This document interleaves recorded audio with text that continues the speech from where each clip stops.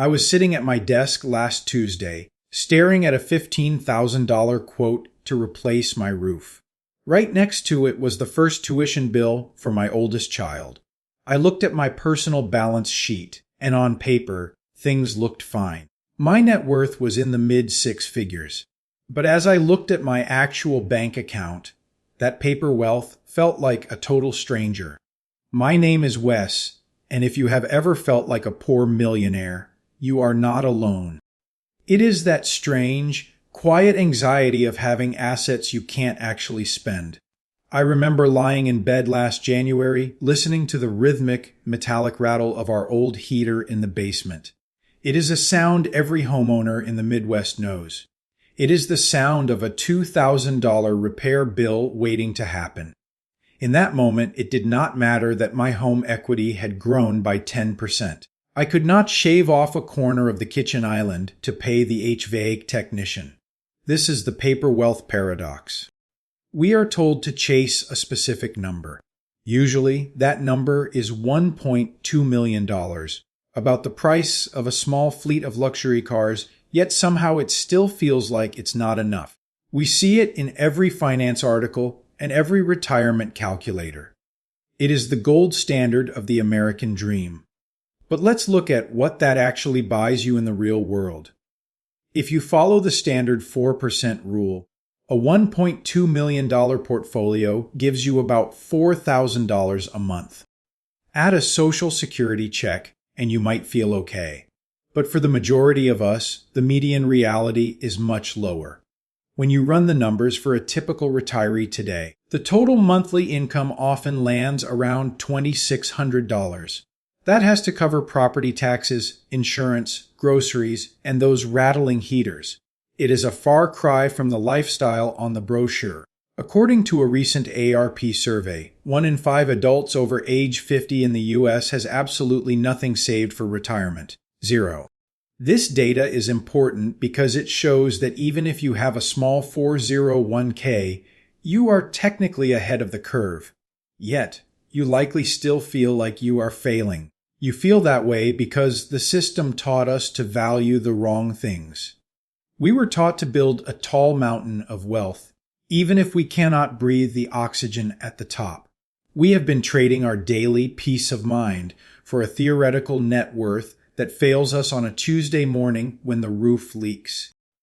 Why is this net worth number the very thing trapping you in a cycle of worry?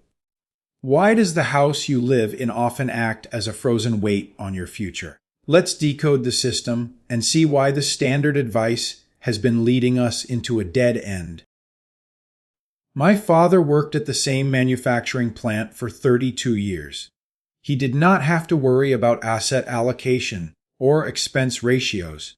He just showed up, did his job, and when he retired, the company sent him a check every single month for the rest of his life. That was a pension. The company took the risk. The company managed the money. If the stock market crashed, it was their problem, not his. But for our generation, the game changed while we were still on the field. In the late 70s, corporations realized they could save billions by shifting that entire burden onto us. They introduced the 401k. Suddenly, we were expected to become professional fund managers in our spare time, on top of working 40 hours a week and raising kids. We were told this was financial freedom, but in reality, it was a massive shift of risk. The invisible trade-off was simple. We traded the employer's guarantee for a freedom that mostly feels like a second, unpaid job as a fund manager. If the market drops 10% the year you retire, that is now your crisis, not your employer's. This structural shift is the primary reason why so many of us feel like we are falling behind, no matter how hard we work. To understand how deep this trap goes, we have to look at the real numbers, not the ones in the advertisements. The Federal Reserve actually checks in on us every 3 years to see what's really in our pockets. And the most recent data is sobering. When you look at the latest data for households headed by someone between ages 55 and 64, the final stretch before retirement, the median retirement savings is approximately $134,000. Let's do some quick math on that. If you follow the standard 4% rule, that $134,000 nest egg generates about $5,360 a year. That is roughly $447 a month. If you feel a knot in your stomach hearing that, you should. You cannot live on $447 a month in 2026. Even when you add the average Social Security benefit of about $1,900, your total monthly income is around $2,347. In most parts of America, that barely covers rent and basic utilities, let alone healthcare or a car payment. So, why does the media keep telling us the average retirement account is over $400,000? Because they are using the mean, not the median. If I am standing in a room with 9 people who have $0 and Jeff Bezos walks in, the average person in that room is a billionaire. But 9 of us are still broke. The median is the person in the middle, and for our generation, that middle person is facing a significant shortfall. There is also a second layer to this trap, the house rich, cash poor phenomenon. I remember a few years ago when I saw a Zestimate for my house that made me feel like a genius. The value had skyrocketed. But when I sat down to look at my actual retirement plan, I realized that house was a frozen asset. Unless I sell it or move into a tent, I cannot use that equity to buy a gallon of milk. The typical American household at retirement age has about $400,000 in total net worth, but at least half of that is tied up in their primary residence. It is a theoretical wealth that gives you a nice number on a spreadsheet, but provides zero liquidity for your daily life. This system was not designed for your success. It was designed for corporate efficiency. Your employer benefits because they no longer have long-term pension liabilities. The financial industry benefits because they collect fees on your individual accounts every single month, whether the market goes up or down. You aren't wrong for feeling overwhelmed. You aren't bad at money because you don't have $1 million saved. You are simply stuck in a system that requires perfect execution for 40 years. No job losses, no health crisis, no bad investment choices, just to reach a basic outcome. I don't say this to scare you. I say it because clarity is the first step to making better decisions. Once you realize the net worth game is rigged, you can stop playing it and start building something that actually works. We need to stop focusing on the $1 million myth and start engineering a spendable cash floor. If the $1 million number is a myth and your home is a frozen asset, how do you actually build a retirement that doesn't involve constant anxiety? You stop looking at the size of your mountain and you start looking at the height of your floor. I've started thinking about this as a spendable cash floor, a way to measure what actually hits your bank account every month. For years, I believed that my primary residence was my ultimate legacy. I thought keeping the big family home, even with its high taxes and endless maintenance, was the best thing I could do for my kids. I was wrong. I eventually realized that the greatest legacy I can leave my children is my own financial independence. If I am house rich, but cannot afford my own prescriptions, I'm not leaving them a gift. I'm leaving them a responsibility. The spendable cash floor is a simple framework. You take your guaranteed monthly income, like Social Security or a small pension, and you add any income your savings can safely generate. Then, you divide that by your basic, non-negotiable monthly expenses. If that number is greater than 1, you have a floor. You have a base level of dignity that does not depend on the whims of the stock market. Let's look at a real-world example. I've spent a lot of time looking at the story of a woman named Margaret. She retired at 66 with $92,000 in savings. By the standard rules, she was a failure. She was told she needed 10 times that amount. But Margaret didn't try to gamble that 92,000 in the latest tech stocks to catch up. She focused on the floor. She took her $1,800 Social Security check and combined it with a conservative $300 monthly withdrawal from her savings. That gave her $2,100 a month. Her total expenses, including rent in a modest apartment, utilities, and groceries, came to exactly $2,100. Her ratio was exactly 1. She wasn't living in luxury, but she was stable. She wasn't a millionaire, but she was retired. The problem most of us face is that our fixed costs are too high and our assets are frozen in our homes. This brings us to a concept that can feel uncomfortable but is mathematically life-changing. Geographic arbitrage. Imagine you are 55. You live in a high-tax state like New Jersey or California. You have $200,000 in home equity, but your property taxes are $12,000 a year. You are working just to pay the state for the right to live in your own house. If you sell that home, move to a lower-cost area, and buy a smaller house for cash, you unlock that $200,000. If you invest that in frozen cash in a simple, diversified portfolio earning a modest 5 to 7%, you've just created an additional $1,000 of spendable cash every month. You're trading the look of a successful neighborhood for an extra $1,000 of breathing room every single month. That is the trade-off. It is the choice between looking wealthy and actually being secure. In the standard net worth model, you are wealthy because you own a big house. In the Spendable Cash Floor model, you are wealthy because you no longer need a boss to pay for your groceries.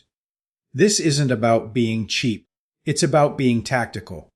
It's about realizing that a smaller house with a paid-off roof and a $3,000 property tax bill is a far better retirement vehicle than a mansion you can't afford to heat. The Spendable Cash Floor gives you something a $1 million spreadsheet never can: optionality. When your floor is solid, work becomes a choice. You can keep your job because you enjoy the social connection or the challenge, not because you're terrified of what happens if the paycheck stops. You are no longer chasing a ghost. You are engineering a foundation. Once you have this mindset shift, from total wealth to spendable flow, the steps you need to take over the next 10 years become much clearer. You stop panicking about what you didn't do in your 20s and start optimizing what you have today. Engineering a spendable cash floor doesn't happen by accident. It happens through 4 specific leverage points that prioritize stability over status. The first lever you can pull is the catch-up provision. Once you reach age 50, the IRS allows you to contribute thousands more to your 401k or IRA than a 30-year-old is permitted to do. For many of us, our 20s and 30s disappeared into debt repayment and establishing our lifestyles. We missed the earliest years of compounding. This catch-up phase is our sprint to make up for that lost time. If you are behind, you may need to save 20 to 25% of your gross income immediately.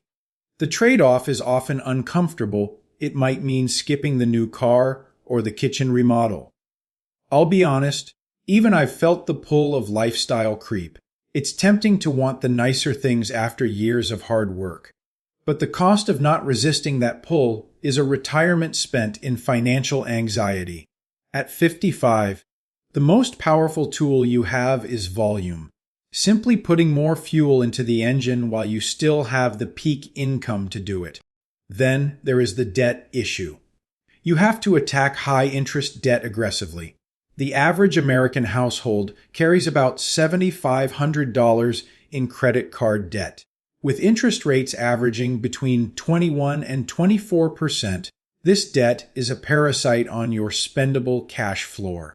When you pay 24% interest, you are effectively financing your own future poverty. People often ask me about the best investment strategy. My answer is usually to pay off the credit card. That is a guaranteed, risk-free 24% return on your money. No stock or index fund can offer that consistently. Every dollar of interest you stop paying is a dollar that stays on your floor for groceries and utilities. Another big one that people often miss is treating Social Security like the high-yield asset it is. Most people claim as soon as they can at 62, often because they are tired or scared. But for every year you wait past your full retirement age until age 70, your monthly check increases by roughly 8%. This is a guaranteed increase that is protected against inflation, a feature almost no private investment provides. Waiting until age 70 can increase your monthly benefit by 77% compared to claiming at 62. The trade-off here is working longer, which I know sounds like a heavy lift.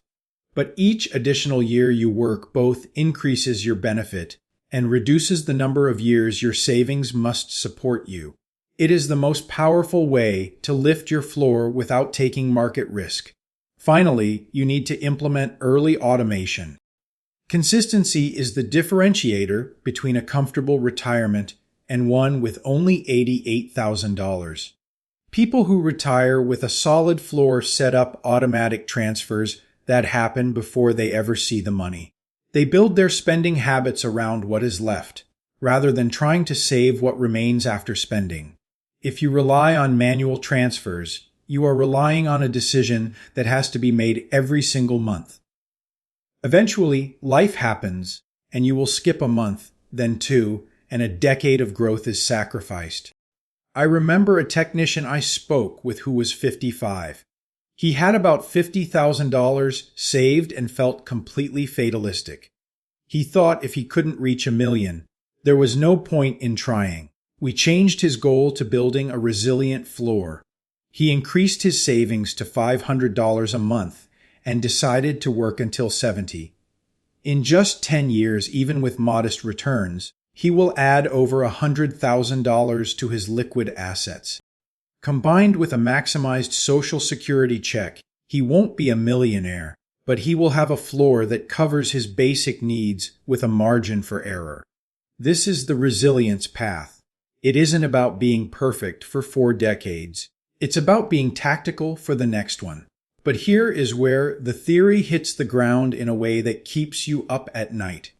Imagine waking up tomorrow to an email from your health insurance provider. Your supplemental premium is going up by $200 a month. If you haven't engineered your floor, that email is a crisis that forces you to choose between your blood pressure medication and your heating bill. If you have a solid spendable cash floor, it is simply a budget line item you can manage. The difference between those two lives isn't how much you earned over your career. It's the leverage you decide to use today. We have spent this time looking at some heavy numbers. The typical person retires with about $200,000, which sounds like a lot until you realize it only generates a few $100s of monthly income. The system we live in is built to keep you in the workforce as long as possible. It is designed to extract maximum productivity while shifting every ounce of risk onto your shoulders. Understanding this isn't about being a pessimist. It is about having the clarity to make better decisions. Look, I'm no wizard. I don't have a crystal ball for the S&P 500. I just know how to read a Fed report, and I know what it's like to worry about a tuition bill. I am just someone who looks at the data from the Federal Reserve and the Social Security Administration to find a path that actually works for people like us. Imagine yourself 15 years from now. You chose the resilience path. You might not have $1 million spreadsheet, but you have a solid spendable cash floor.